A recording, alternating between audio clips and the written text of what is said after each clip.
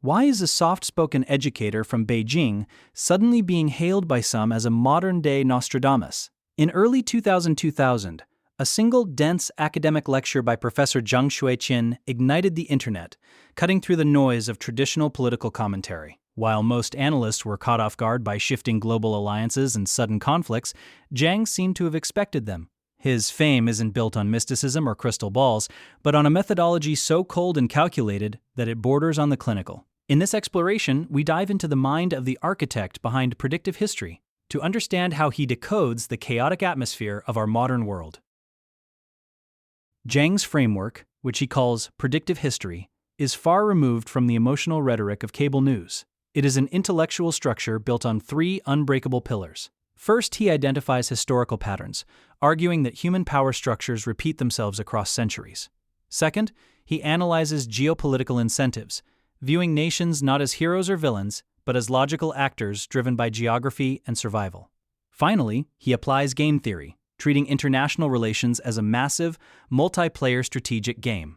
By combining these, Jiang attempts to do for history what Isaac Asimov's psychohistory did for fiction: create a mathematical certainty out of human behavior. To understand the first pillar, we have to look back to ancient Greece. Jiang draws heavily from Thucydides, the father of scientific history. He famously compared the recent overextension of global superpowers to the Athenian Sicilian expedition, a moment where a dominant empire, blinded by its own strength, committed to a distant war that it could not logistically sustain. By mapping these ancient blueprints onto the 21st century, Jiang argues that we aren't living through unique events. Instead, we are seeing the latest iteration of a cycle that has played out dozens of times since the dawn of civilization.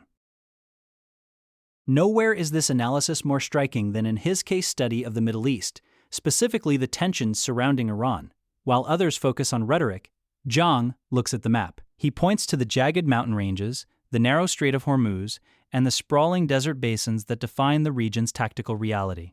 In his view, these geographic features act as a natural fortress that negates conventional military superiority. By understanding the physical board on which this game is played, Jiang predicts that any direct conflict will inevitably devolve into a stalemate that favors the defender's endurance over the attacker's power. This leads to Jiang's most controversial theory, the war of attrition. He argues that in the modern era, military might is secondary to logistical resilience. A superpower, he suggests, is like a massive engine that requires a constant flow of resources to function. If a strategic competitor can successfully disrupt that flow by targeting energy pipelines or destabilizing key logistical hubs like the Gulf states, they don't need to win a single battle. They only need to wait for the engine to stall.